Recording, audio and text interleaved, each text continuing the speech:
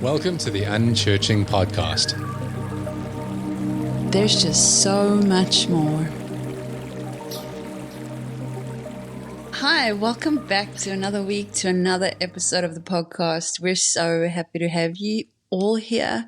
Last week was a little bit of an interesting one, a little bit of fun topics that we covered, and we actually had some really great feedback on last week's episode. So yeah, if you haven't heard it, go check it out. But for today, we're going to have a fun time today. I'm really excited for today's podcast. I swear I just heard chimes or bells or something. Was that in my head? Stuff's happening in my head. Okay. What do you mean Hi, lately? everybody. There's always stuff happening in your head. I know. I just want others to take part in what's happening in my head. No. Hi, everyone. Yes, for the sake of a Christian term, I'll echo what Rachelle said.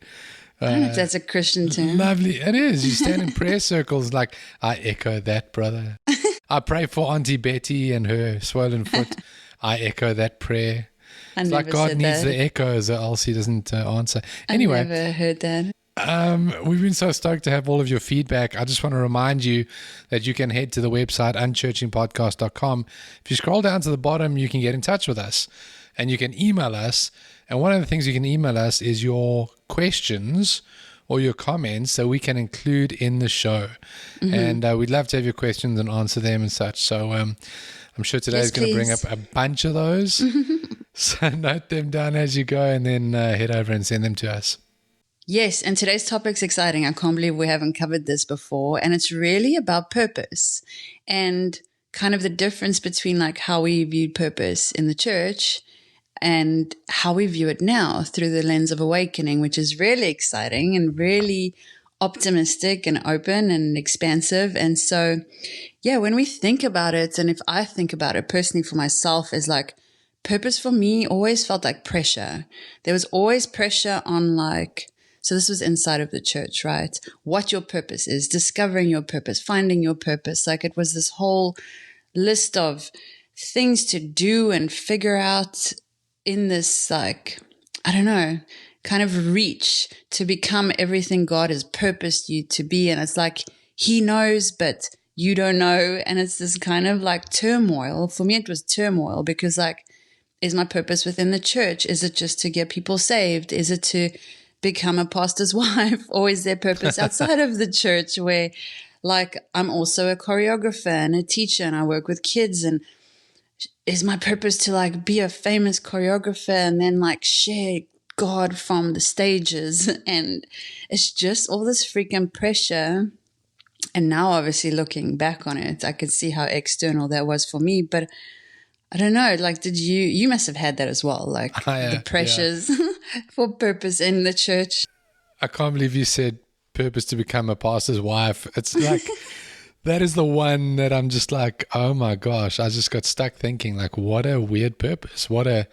Dude. And it is so real in the church. You must serve your pastor husband. Mm-hmm. You don't have a say in anything. You don't Anyway, I don't want to go down this road, but it is one that really stands out because it does set the tone from the top. And when you ask me about my experience, yes, that tone was set from the very beginning. Let me go not from the very beginning, but maybe from Bible school. That was huge. It wasn't only in church and from youth groups already and all of that, but when I went to Bible college, it was that. Are you hearing God's plan for your life?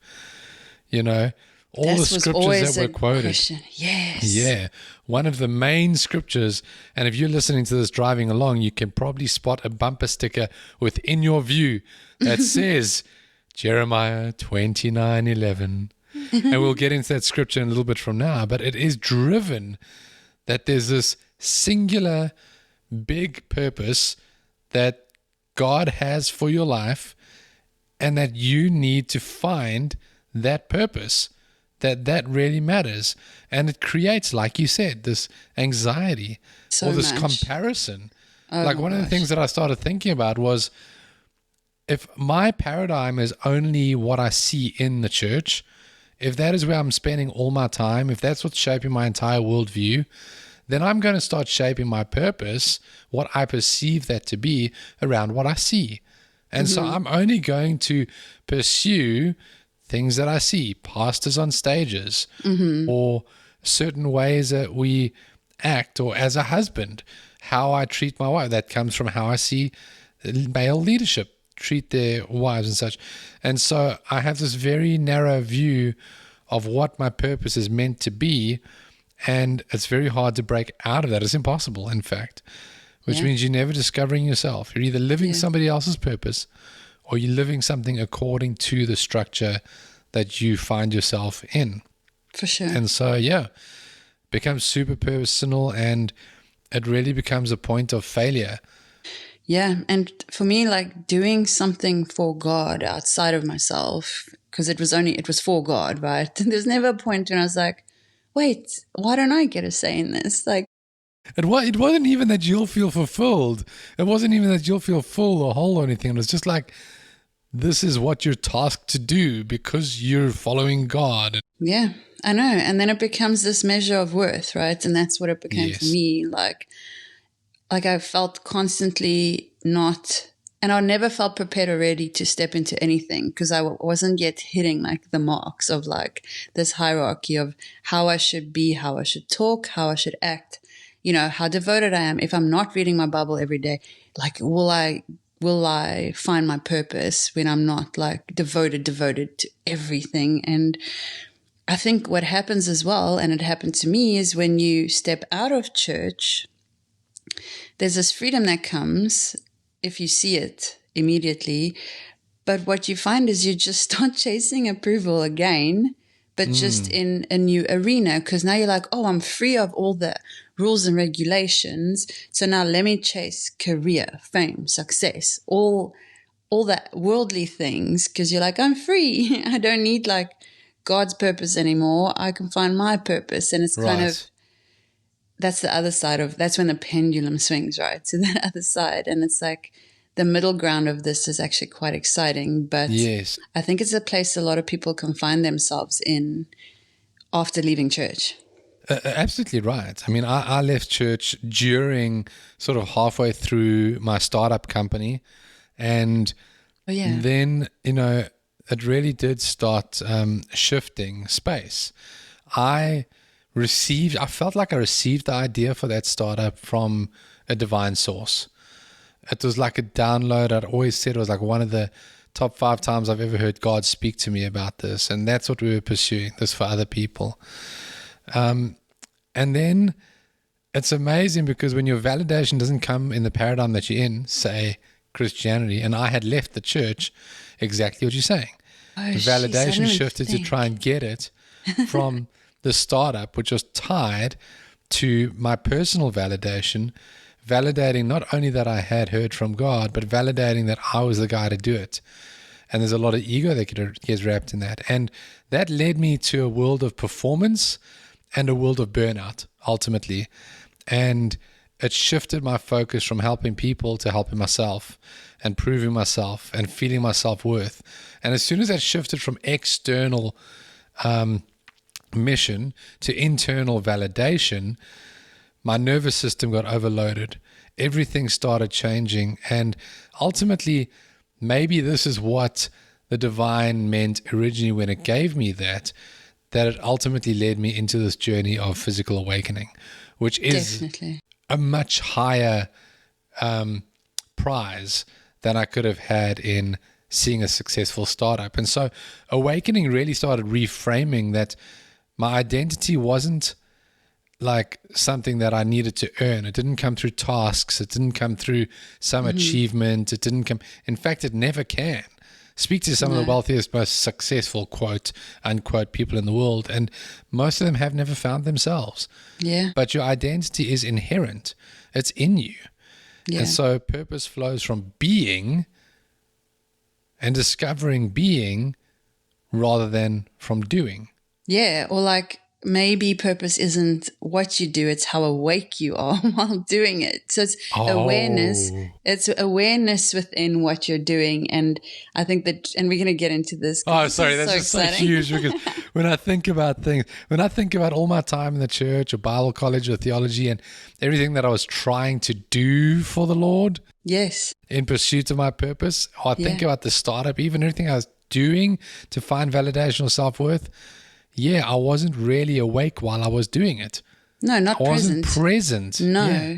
Yes. That's huge. And we often define ourselves by what we do, not by who we are. Like that is so ingrained in the world and in the systems of it. And then chasing approval through purpose is exhausting. It was exhausting for me, even to try and marry, like, how can I be a choreographer and dancing at like a supper club, nightclub on a Thursday night and going to church on a Friday morning. Like the pastor wouldn't allow his kids to like follow me on Instagram or like have any kind of deeper relation Thursday to me. night? You mean like Friday night and you still got glitter on you when you go to church the next morning? Well, yeah, church was on Friday morning, so Thursday People night are like, was.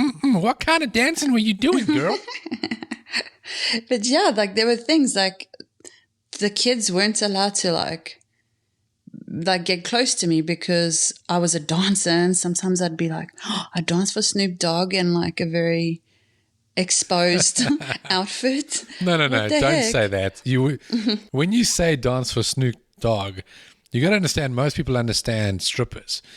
Okay, no, I wasn't there. And nothing against you all strippers out there. I think it's a pretty low conscious space to be in, if you must know. But that is not the kind of dancing you were doing. You really need to be careful about this, especially in America. Well, it was in Dubai, so it was the Middle East, so it had to fall within those standards. Yeah, no, it was not exposed clothing at all. I mean, it was exposed for the Middle East, I guess. But anyway, my point was like trying to marry the two. Let's move on. Was really hard. Anyway, so literally like before awakening, I thought success would define me in that. And that's why my purpose, once it shifted, when I didn't feel worthy enough to be something important within the church, my view shifted to like, okay, I can become a really great choreographer and a well-known choreographer and I can push that.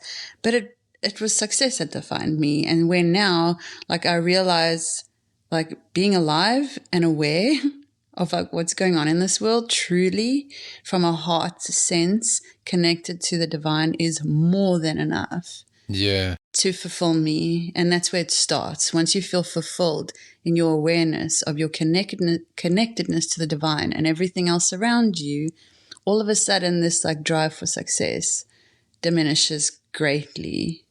Yeah, it's amazing to see how you were like so boxed in that environment and how free you are now. And I can see the mechanisms that kept you boxed in. Yes, 100%. Because it's amazing. Yes, because what I see now is how religion actually narrows your purpose. It narrows it completely down because like your dogmatic systems will reduce your purpose to performance. Wait, that's crazy. Right. Which is crazy how I see it now. But so finding your calling actually becomes like prove your value, right? How valuable are you to God and to this church and to this community? Go find that calling. So huge.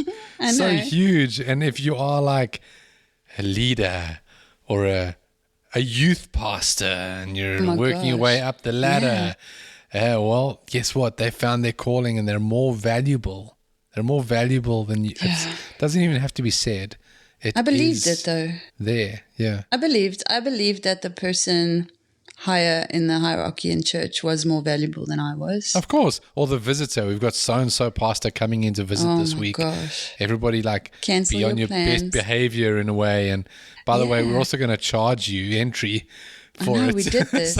That's all this stuff. We did this. Conference style bullshit. It's absolutely amazing. I know. Amazing. And then it's those same leaders and the institute that defines what God's purpose looks like for you. And so it's all driven on kind of the same system of things. And then for me, what really happened was the fear of missing God's will for me was huge. I feared for my life that I would miss it. I'd miss out on it. Sometimes I still catch myself like dropping into that by being like, oh, if I do this, do you think that's aligned with my, and I'm like, no, I have choices here. I have choices to make. I get to make it, because that fear of missing God's will or God's purpose for your life will keep you small and so dependent on the religious institutes, organizations, and these leaders who want to keep you in that space or aren't even aware that they're keeping you in that space. Yeah. I mean, once again, it's this paradigm that has been built into the westernization of the Christian church. It goes back once again. We keep going to the split point of Constantine and such, and what happened around that period where mysticism was taken out and it became this mechanism of control and political control, and religion is the tool. And then it had to become something where there's a hierarchy to that. There are people to look up to in a way. There are people that you're meant to be like in a way. And guess what?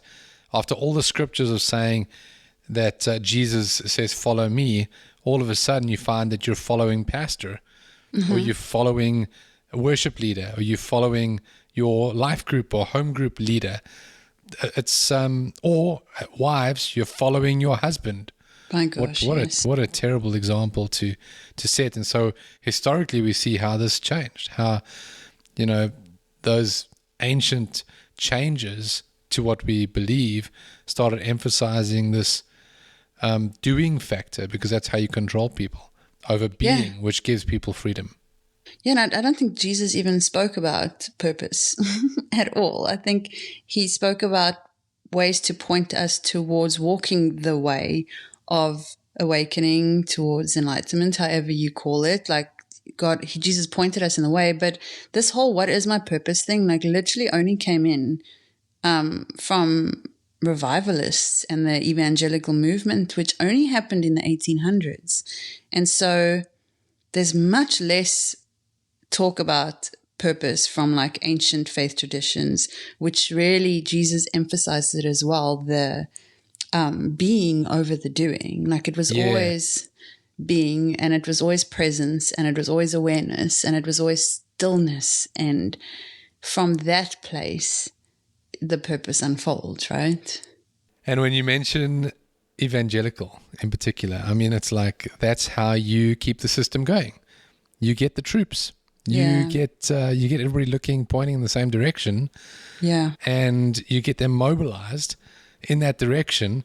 And if your purpose is to grow the movement, then that's what everybody needs to fall in line with their purpose, Yeah. So. And I just want to put like a disclaimer in here, like while we're doing this, we're not bashing things. Again, we say this every week, but it really is, some of the stuff is truly harmful to people. It was very harmful to me, and it was very harmful to the way I lived a lot of my life, because of religion, because of these constraints that is put on us, and the pressures and the anxiety. It's just, I'm not angry about any of this. We're not angry, but I just want to say, like, this is just our perspective, and we're never venting in a negative way. We just really are speaking about, because there are people out there that are really feeling it, and it's not crazy, and it's not over the top, and it's not too much to feel that way, because it is valid. It's valid. That's all I'm trying to say. And equally, there are people in church who are finding the most freeing time of their life. Yeah. That it is a great stepping stone for them. Yeah. And that it has brought them into a much safer space than they used to be in, a space of belonging and such. My problem is that the further we go along this road of discovery, where I started going, oh, the church is narrow, and we're not angry at the church, and we're not trying to get people to leave church. It's very hard, because the further we go along this and the more we discover, the more I realize how damaging this is to people, and how much it's keeping people from discovering themselves and being free, and how much it is like any other controlling system, like a political system. True. And such. And so it's very difficult to stay on the fence about it and try and kind of give credit where credit's due. I will say, though, the grace that exists in it is not about going, oh, well, and I know we do this, but it's not about trying to convince you that we're not bashing the church. The grace in it is understanding that even the people that are pure-hearted in the system, even the leaders, even the pastors, even the evangelical guests that are taking a lot of your money to come and speak at your conferences, they too are trapped in the system. Yeah, that's true. We're working against a controlling system here that was set up very deliberately and has controlled the masses for thousands of years. Cool. Well, then it's fine. And then I am angry. I'm kidding. Yeah. You'll see, that's why we don't mention particular churches. We don't mention particular pastors. I have to Americanize that all the time. Or else people think I'm speaking about Italian food, pasta. But that's why we don't do that, because they are not the quote-unquote enemy. The enemy is the system. Yeah. The enemy is anything that keeps you trapped from being and from discovering yourself. And so when we look at all of this, we see an illusion. And the illusion is a divine blueprint that you can only fail to follow. Like you can't follow this. You can't become what you need to become from this kind of illusionary blueprint. Yeah. And there is a real blueprint that you can follow in a way. It's sketched out on a napkin and it looks like scratchy doodles, because that's what awakening feels like. But it is there. And so we just need to rediscover, remember that. And so, through this whole thing, it's highlighted how striving for this purpose in the Christian paradigm breeds this perfectionism in you of hiding your sin, hiding your humanity, trying to be or act perfect, and it just breeds fear because you feel like you're missing out all the time. Where awakening dismantles this idea, and it shows you that there is no outside plan.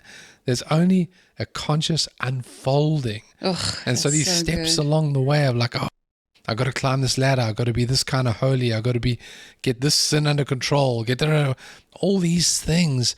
No, your life is supposed to be an unfolding of consciousness, and that breaks you away from these control mechanisms and actually brings you into understanding, remembering who you are, and that is the free space. Yeah, because it's such a unique journey. There is no blueprint. Like, it really is only turning inward, remembering who you are, why you came here. We all came here for a different purpose. There can be no blueprint if you take the number of souls, and then you also take the expansiveness of source and the creative power that you actually have within you to create when you are awakened to source and your remembrances come into being. Then how could there possibly be a blueprint? Because the possibilities and the probabilities of what can be achieved through you is absolutely endless and so expansive that no one can ever tell you that they have any idea what that should or shouldn't look like for you. And yet they do. And so, totally. So I think the question is, ask yourself where you got that blueprint from. Yeah. Ask yourself who gave you that blueprint, and is it actually, are they qualified to give you that blueprint? So some of the blueprint that we had, particularly in Bible school, and as I mentioned, the bumper sticker earlier, is this amazing verse that we sent around all the time when it comes to plan and purpose as a Christian.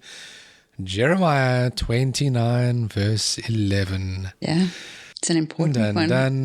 Oh, man.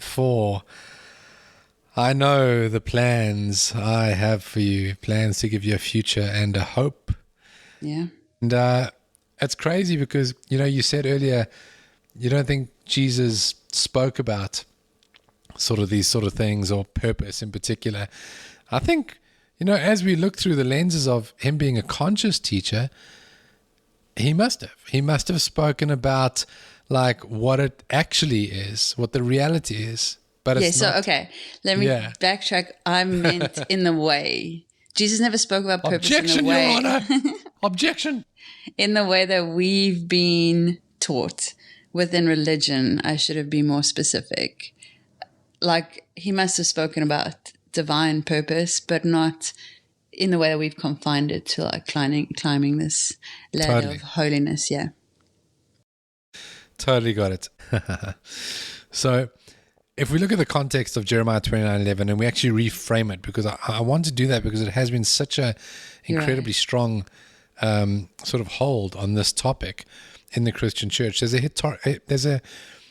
historical context. There's even a historical context. What is historical? And meaning. That's not a word. It's a new word. Watch, it'll be in the Urban Dictionary next year if we use it enough.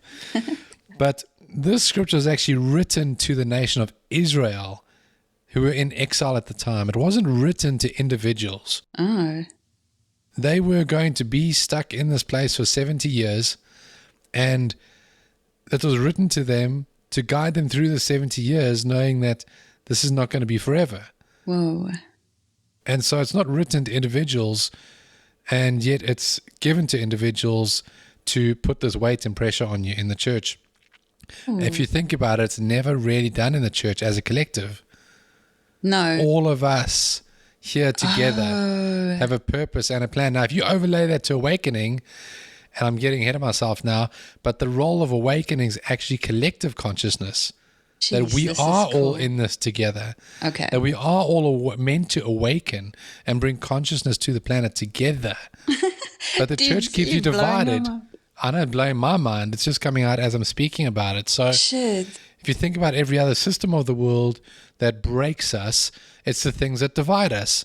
100%. Think about the news. Think about politics. Think about financial systems that divide us. You're in debt. You're a bad person. That's divisive. Instead of a village, which would be, you are in need, let us all help you as a village. That's the opposite of debt and finances. So the system is designed to break you by individualism, by sectioning you off. And that is exactly what's happening here, that this verse was given to Israel as a collective in exile to see them through as a people group. That blows my mind because, like, that reframe for me has literally, like, again, widened my understanding of what the whole purpose is here for collectively, right? And that's insane because so it actually means like it's not this guaranteed success, like you are going to have this plan and purpose individually. It's like, no, as a collective, right? Peace, the return to self as a collective. Whoa, that's so exciting. This verse is actually more powerful now to me than it ever was before. Right. So when it says plans to prosper, like what is prosper?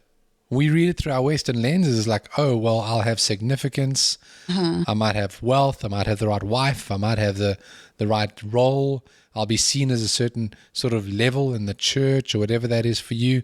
But prosper is not necessarily that. The biggest prospering is peace. Peace in your body as health. Peace in your provision. It's not necessarily being rich. So it's a promise of like collective restoration and faithfulness of the divine through this period of time to this collective people. It's not a personal roadmap. It's not what modern Christianity does to personalize the verse and like turn it into some motivational slogan about career and marriage and calling. The reality is that it's shifting you from performance to presence, being together, being conscious, trusting. Well, because prospering or abundance is, as we understand it now, is energetic. It's not a logistical thing. So divine consciousness always moves energetically towards like growth and harmony. Mm-hmm. It's never like, you're on these little journeys to like boost yourself and not give a crap about the person next to you who's also on their own journey. No, it's the energy we bring together as a collective. Oh, this is cool. That's amazing. Right. That's true. Yeah, that energy is something we should talk about at some time. It's actually amazing. You're living at the moment. You've been focusing for weeks on the energy of abundance into your business. Yes, it's insane. And it's working. It's that vibrational energy, not that you have to work to get, but that you simply need to align with. And we'll speak about that and have guests speak about that at some time in the future. Yeah, but that's exactly part of this whole purpose conversation, is because when I believed my purpose was to be this choreographer, it was about like putting myself out there, going viral, doing, like having to change whoever and whatever I had to change in myself to become that thing so that I could prove my worth to myself and everyone else. but in purpose, what's happened is I had to become almost nothingness to discover who I am, to reconnect on a very authentic level with the divine, so that my heart could truly be broken open for the people that mattered to me and and I'm also jumping way ahead here, but my heart had to truly be broken open for the people that mattered to me, because I had things in my life that I struggled through, that I didn't overcome as a young dancer. And so through my overcoming, my purpose has become purely just to help people, just to help dancers with my understanding in a loving way, where it's not about the followers, the money, the success, the worldly things that I can attain through this, but literally about the one person I can influence in this, or bring into like a wholeness. And as soon as my shift happened into that awakened purpose stance, I haven't had to do anything. I've just been being, and everything is coming to me. And it's a true thing. And this is what purpose is about, essentially. Yeah, that's right. Mm-hmm. That's a hope and a future unfolding. Yes. And it's ever renewing now in this present moment. It's not some fixed destiny that you're trying to aim at, that you're trying to achieve. And so here's some key points for you to take away from this little section, because it is very deep. We actually considered doing this as 2-part episode, but we want to get it all to you in a succinct thought, so you can digest it as one. And that's why we're trying to move quickly today. But the source within you, we've spoken about this before. It's not sauce, it's the source. So whatever your word is, God, or it is sauce, the divine, or sauce, within you knows how to bring you into harmony and fullness. Just trust that. It's one of the hardest things that I've had to switch from being in the doing mode of church to just trusting that God within me actually does know how to bring me into harmony and fullness. It's not an external pursuit. So you actually don't need to see the map. You only need to trust the movement. Just trust that. Some people put it differently. They're like, the universe knows what you need, or the universe will bring you, source will bring. Listen, God's got you, right? Yeah. God's got you without the bumper sticker on your car, without trying to wear what the pastor wears. You're good, right? We used to read Jeremiah 29:11 as if God had this perfect script for our lives that we were trying to pursue, and one wrong move and we'd mess it up. And now I see it as a message of trust. Like, even when life feels uncertain, there's this deeper intelligence unfolding through us that is God in us, that has always been connected throughout time, through different civilizations. The hope of glory. Through all of my journey, yes. Through all of my journey and faults and flaws. It hasn't changed. Source in me knows the plan, and the plan isn't something that we need to find. It's something that we need to allow. Yes, I love that. And in the allowing is the becoming, because you also have to be the person capable of doing the things you're called to be here. And so there is this unraveling that does happen in awakening, and then you become it. And it's really beautiful to see. And so I think reframing purpose as becoming is probably a great way to start this. And I think it's to understand like that purpose isn't like this role that you earn again. It's like we've said, it's this natural overflowing of not only remembering who you are, but the healing in it as well, which is a big part, because I speak to people daily, like friends of mine that are not on the same journey, but can see that I'm on this journey and I'm doing this work of healing, and how like traumatic it's been for us from the outside perspective, right? And I'd say like, man, you just got to go on this healing journey. You just got to turn inwards, and you got to start dealing with the shit inside of you that you're pushing to the sides. And they've said it to me straight up. I don't want to deal with that. Once I start dealing with one thing, there's so much that's going to come up, and I don't want, and people are legit like, no thanks, no healing, but you can't want to live out your purpose and not want to do the healing. It just doesn't work in that way. And so I think like healing the inner split, that ego versus true self, will really restore clarity to you, go on the journey. You guys go on the freaking journey. It's And worth think about it. what fed that ego, right? Like everything we've spoken about the church side, that pursuit, it's all ego driven. Yeah. And it's all avoiding the true self. Yeah. And as soon as that clarity starts to restore, like your self worth will start rising, and then purpose actually becomes effortless. Because it's like your expression becomes it. It's not this anxious effort you have, it's this expression that it becomes. And then every life event actually becomes material for awakening compassion in you.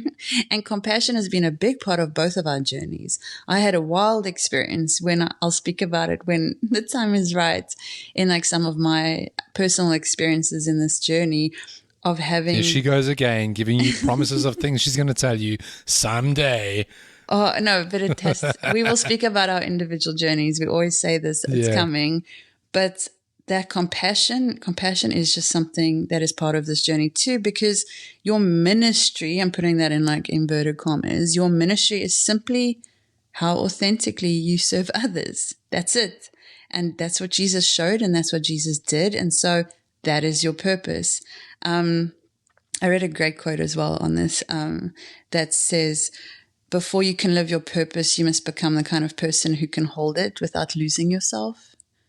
And it is where people lose themselves, I'm like sorry, you did. Can you just say that again a little slower, please? That was, my monkey brain couldn't even comprehend that. That sounded bigger than it came across. Well, you've lived this. So before you can live your purpose, you must become the kind of person who can hold it without losing yourself. Oh, dude.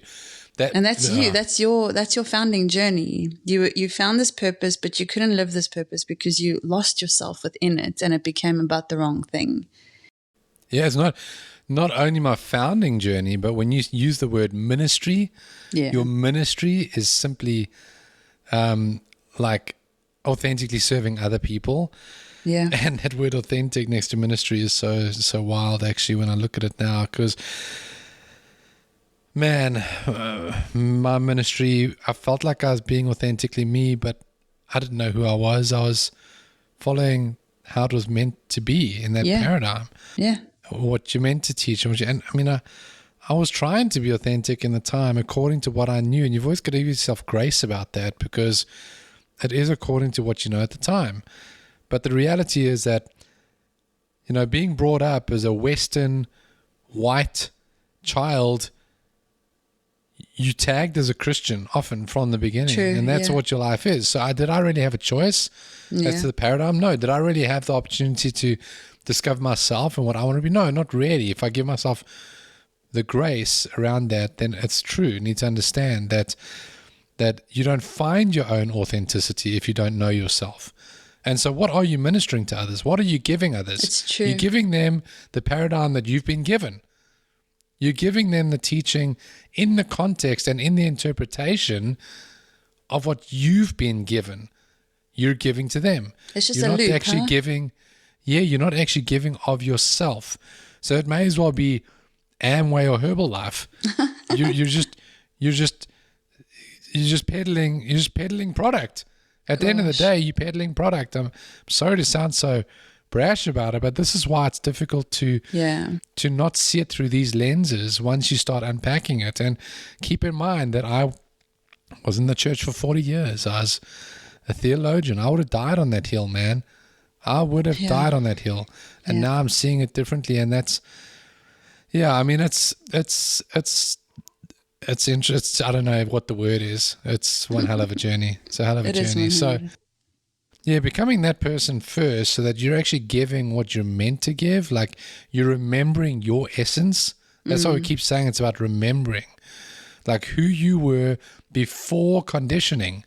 Before you were conditioned to hand out what you were handed. It's like you're on a street corner just handing out the pamphlets that you were given to hand out. So who were you before that conditioning? And that conditioning might be even before this life. It might be remembering what your soul was before you chose this contract to come to this earth and before that condition started happening to you. Remembering is vast. So, once you're aligned with that, then your action expresses itself naturally through you. You start discovering who you are, and that starts flowing without force, without performance. And so that's replaced by trying to force. Yeah. And you just start stepping into this flow of peace and purpose, really. Yeah, that's amazing. That's beautiful. Yeah, I think it's important to understand that and remember that purpose is a remembrance. Purpose is remembered. It's not assigned. We feel like God assigns it and we have no choice. It's remembered and we choose it, right? And so you are the plan. You are the purpose. Like that is it. And if that's it, if it's you finding yourself is the purpose, good job. You're done. Enjoy life. Well, that's it. That means that your purpose, as I've been told many times on this journey by those that know and have journeyed ahead of me, your purpose is to remember. Yeah. That's the simple part of it. Your purpose is to remember. You're not switching from one plan of how you help people with one paradigm to wanting to help people with another paradigm. No. Helping people flow naturally because you want people to be free. But at the end of the day, that's not essentially your purpose. There is a underwritten common human goal to bring collective consciousness to the planet, because that elevates how we're supposed to live here and how we're supposed to be here. But it's all based on remembering. And so as you remember who you are, so is your, for lack of a better English word, purpose revealed. Yeah, and I was in that as well. I have to keep reminding myself, because I can see how you can fall into this trap where you can almost evangelize consciousness, because you want to share it again so that people can become awakened, so that this group consciousness can happen. But there's this very small line that you have to walk between evangelizing consciousness and being like, oh, they don't see it my way. Like it just becomes a salvation message again. And you can turn consciousness into dogma and create another movement from it. And so it's just a side note, because I'm always really mindful of that, because I want people to be aware and like get on this train, but that's not within my control. And it's not something that I actually need to even be in judgment of, because everyone is on their own journey, whether this life or the next one, that is their awakening. It's not up to me. No, it's a great side note, because I was actually speaking to somebody last night about this. Oh, cool. And I was saying how, like, when you first go through, and maybe you can relate to this, when you first start going through awakening, you are so enamored with it and so excited about it that you want to help other people see it. Yeah.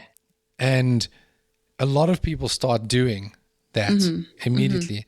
And what I've found is, as you go along that, there's actually, you realize that you might not be ready for some of these things, because you're still discovering yourself and you're still being.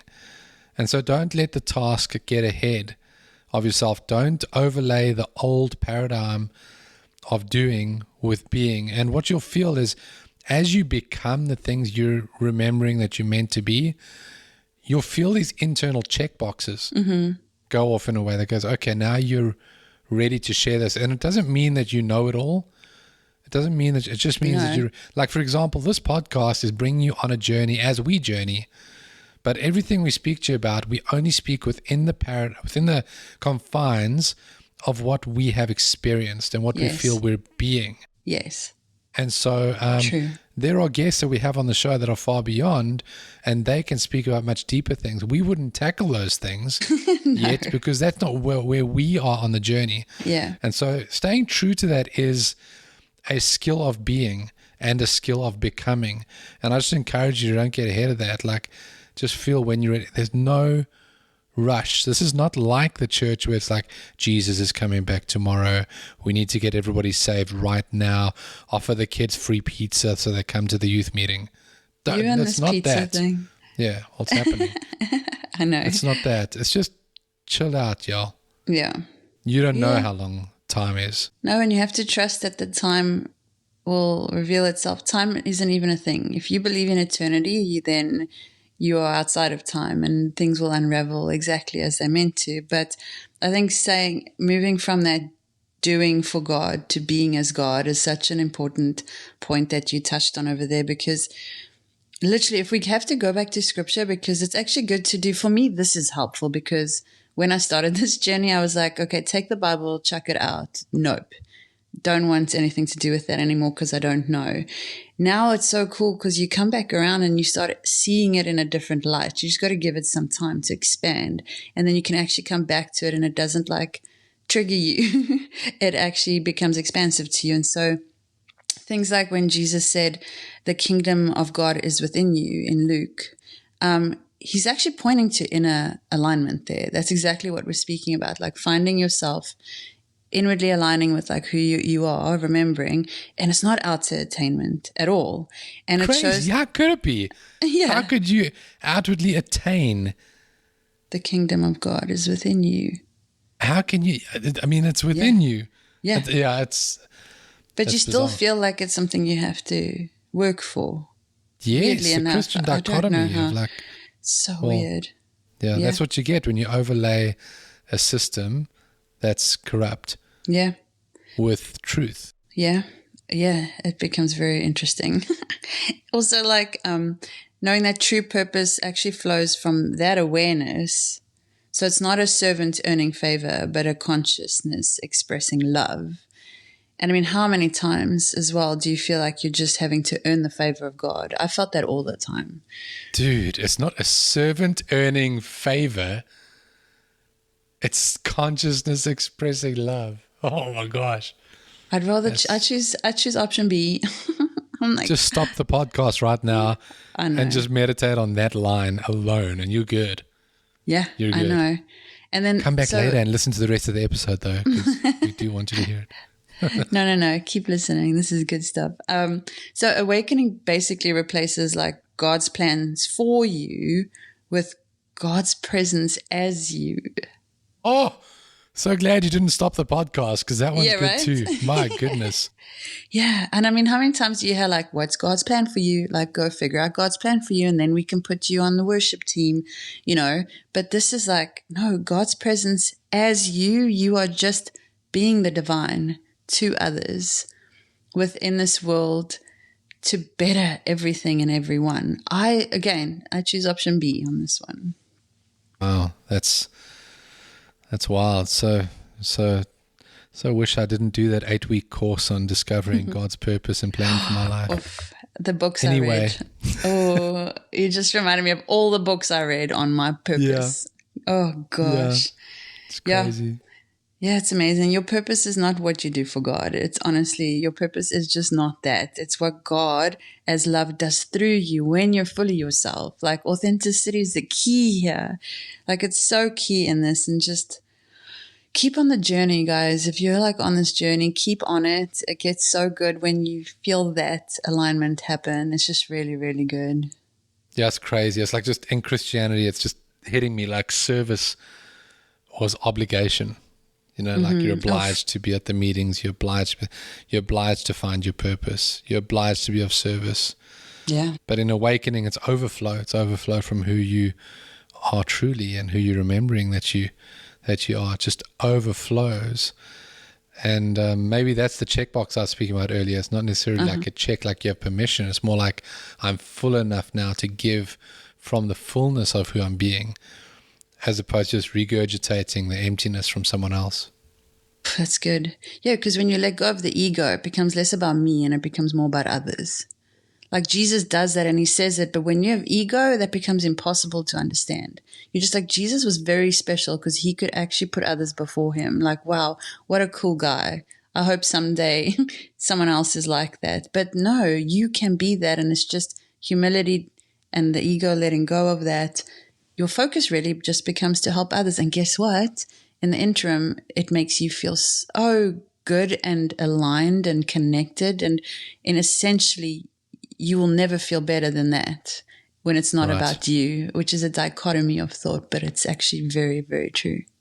Lovely word, dichotomy. I think it's the fourth time we're using it in this episode because I'm about to use it for that fourth time. Really? But it is this dichotomy of, we've spoken about the dichotomy of Christianity and like being awakened and what those two differences look like. But the one space that I live in is, let's go to duality. That's a good word. That's a similar word. But this duality of my life before and my life now. And what I'm speaking about is this thing that I've had to live through, trying to figure out, what do I do with the skills, the talents, the experiences, all of that I had in my old life? Because not only are there things that I developed and discovered that I was really good at, it's not like you're in Christianity and you're not discovering anything at all. You are discovering breadcrumbs of yourself. You are discovering things along the way. The thing we don't pick up on is that these things are actually pointing us towards discovering more of ourselves. But there are these skills, there are these talents. Like, what did all my time in radio mean? What did all my time in ministry, in service of others mean? And the little skills and things that come along with creating stuff and starting a company, all these things. What do I do with that? Does that just go out the window now that I'm awakened? Like, it doesn't make, it just didn't make any sense to me. And I've had to give this a lot of thought and feels as to what I do with that. And honestly, what really starts happening is that awakening doesn't erase your past life. As much as some of it we want it to be erased, because you're kind of like, man, did I waste like all of that part of my life? No, it doesn't erase it. It's not meant to. It's meant to redeem it. It's meant to integrate it. So what I'm finding now in my life is that a lot of the old skills and the experiences and the breadcrumbs that I had, that was actually my true soul revealing itself as to what I could do, and even little like skills, practical skills, like designing things or all of that. Those early sort of echoes of what was trying to express itself through me are actually coming back into alignment in this new space. But I'm not using them out of a performative space. I'm actually using them out of a me space, out of a being space, out of a more purpose-driven natural space. And there comes a warning with that as well. Like, be careful not to fall back into just the doing of things that you're good at. Make sure that they have come. Make sure that you have come to a place of growth and being where you can control that skill and that experience instead of it controlling you towards some weird, definite outcome as you did before. So just let it form inspiration in a sense, and let it find a new wholeness place instead of throwing it out completely, or instead of letting it dominate you in the wrong control paradigm again. Yeah, that's really helpful. And also just a side note on this, because I actually spoke one of my adult mentees that I mentor, I spoke with him this morning about this, like that old version of you as well. When you start growing out into who you are meant to be to carry this purpose, there's this version of you that you can look back on and feel embarrassed about, or like gross about, or almost like want to shove that person aside and be like, oh my gosh, I can't believe I used to be like that or do that. And you can almost become, you can create, it's not a hate towards it, but it's almost like a hate towards yourself. Yes, and so that is very dangerous because that part of you is still you, and it's your shadow self, right? We see these versions of us that we're not very proud of. The only thing you need to do when faced with that version of yourself, and instead of getting embarrassed by it, because I'll sometimes get embarrassed by like how I used to be and feel so unworthy, you have to love that version of yourself. So when you look back and you go, oh, sheesh, man, that version of me, you go, no, you know what? Thank you. I love you because you got me to this point of where I am now. And then if so inclined, I release you. You have done your job. Thank you. You are now released and you can step fully into like the version of you to pursue the purpose that is actually authentically you. So good. That is so good. So yeah, I'll give you a couple examples from our own life. If I think about the three main areas of life that I've worked in, it's been radio, advanced driving instruction, high performance driving instruction on racetracks, which sounds like it's about driving, but it's actually more about communication. It's about not vomiting. And guiding people, about vomiting, and guiding people through how to do this. And then church, which is communication. And so when I think about that, I'd have to throw out my entire existence before and every skill set I had if it meant just moving on once awakened. But I've come to learn that I see it this way now. Before awakening, I used to lead and teach and communicate from a place of pressure. It was a pressure to perform, a pressure to become, a pressure to find validation, a pressure for self-worth, the pressure to be the best in the industry, whatever, which was ego, whatever it was. But it was from that place of pressure, trying to perform God's plan, through preaching and teaching and things. And after awakening, that same skill of communication is still here. It's still inherent in me. That's why we can do a podcast. That's why there was a journey heading into this podcast where I really didn't really want to do it. I wasn't really sure about it because I didn't want my old ego self to come out through it. There had to come a point where I had that under control, because when you're on radio, you're very ego driven. Even on stage preaching, you have to have a certain ego to be the man up there. You do. And you use it to overcome, like to build confidence and to overcome fear about being on stage and such. And so I had to go through this journey of going, am I ready? Am I enough of myself to step back into that skill? And so that communication skill is still here, but it feels entirely different. It's softer now. It's freer. It's more aligned. It's not about achieving, but it's about allowing truth to move through me instead of trying to convince everybody else that I'm right and good at what I'm doing. Isn't that cool? Isn't that a nice feeling? That's so cool. Oh, I love it. So much better. Yeah, so so basically it doesn't delete your old life. You're actually just recoding it, basically. Right. And when we have a great friend, and he'll speak about some of these codes and codexes and all that stuff that is within us. That'll be really exciting to listen to. And then also understanding that like your gifts don't disappear either. Like you are born with gifts. I've seen, when you see these kids that are like proteges, like that little kid on America's Got Talent who plays the electric guitar like a freaking rock star. Like, dude, that soul knew what he was coming to do. And totally. Even if he's not awakened yet, when he does awaken, he'll still be freaking rocking out like a rock star on that guitar. Yeah. But that actually, your gifts don't disappear. They actually are just awaken within you. And they actually become, I feel like, stronger, more aligned, stronger in a way. And the skills of your past, I mean, you said breadcrumbs. The skills of your past are actually breadcrumbs of your future. And so if people are feeling despondent about all the skills that they've built up and what the heck I literally had this conversation again with this client of mine this morning. It's just like, no, it's there for a purpose still. Hold on to it because you're going to use it. So it's amazing.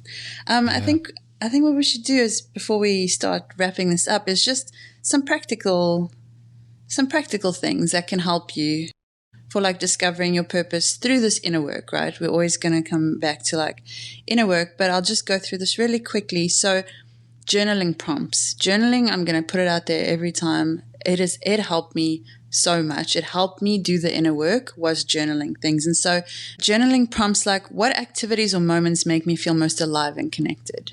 Go write down what comes to you. Where do I feel unworthy, and what truth is hidden underneath that pain? Dive deep into that. Discover it. Speak to someone if you have someone you trust about that. It's a great conversation, that.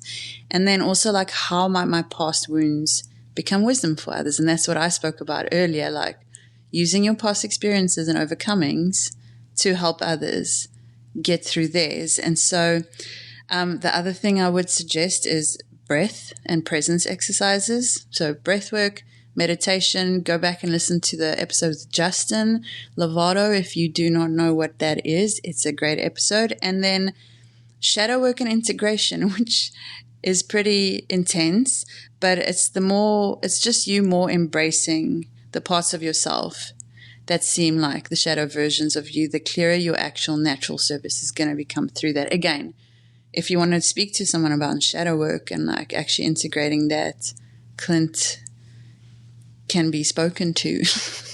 Yeah, you can speak to either of us about that, and yeah, you can book those sessions through the website.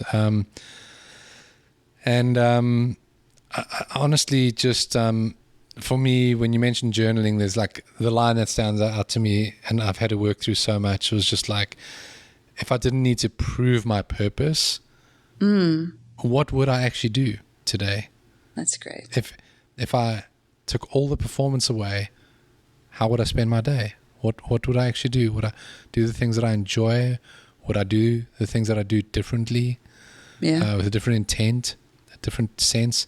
That would actually be a really great thing to meditate on, because that's where a lot of like my purpose-driven thoughts come from, is during meditation. Like sit there and like imagine. We lose our imagination at about the age of 7 when we start getting confined into the system. Sit down, visualize, use your imagination. Like, what would I do today if I didn't need to prove myself? Yeah. Yeah, it's so good. I mean, I do think it helps to write that particular one down. Sure. Like to make notes. Yeah. Like there's something about that action when you're True. dealing with an action that does that. For me, meditation, when you speak about visualize and the creative side of it, for me, it's more of a ethereal type thought where it's like, show me like what wants to unfold through me. Mm-hmm. Like what wants to unfold through me. And that might be like something like peace. Well, I can't really list peace. I can't really write that down because peace is so diverse. A feeling, that's true. You know, and so it's like, show me, like meditate on that. Show me what wants to unfold through me. Show me what I'm meant to remember. You know, and then obviously do these presence check-ins. We've spoken about them often, but body awareness and embodiment. And like Rachelle said, breath and stillness. But are you being present? Are you in the present moment? Are you actually here? Yeah. Are you out of the matrix? It's amazing. Which pill did you take? Yeah. As we close, I think it's just great to like just bring it all around, just to understand that, again, I'm going to say this, purpose isn't a single mission. It's a continual remembering of love expressing itself through you. Hold that. Whatever you do today, take preach that that, sister. Yeah. God. Well, I have more coming in the form of okay. encouragement. So this could sound very like preachy. Everyone has a plan and purpose for their lives. But no, for reals, because everyone does have a purpose, because everyone is an expression of the divine, right? And so you can't be an expression of divinity without a purpose. It's impossible. You don't have a purpose. You are the purpose. We should write a quote book. It's true. And so here's a gentle invitation for you. Like, you don't need permission to live your purpose. You only need to remember who you are and then let love move through that in whatever way that comes about for you. It's truly, truly that simple. Yeah. Yeah. Everything that you once were can find a new life in who you're becoming. Yeah.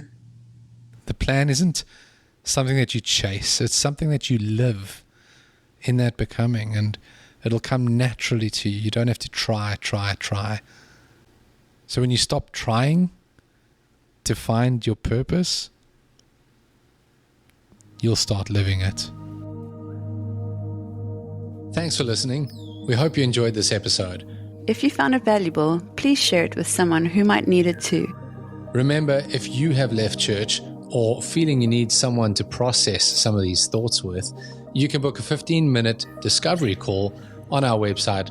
You can also discover more of our mentorship programs and how I can help you through the void, bridging from what was to what is. Visit unchurchingpodcast.com and follow us on Instagram at unchurchingpodcast. Till next time. Cheers. Ciao. Goodbye.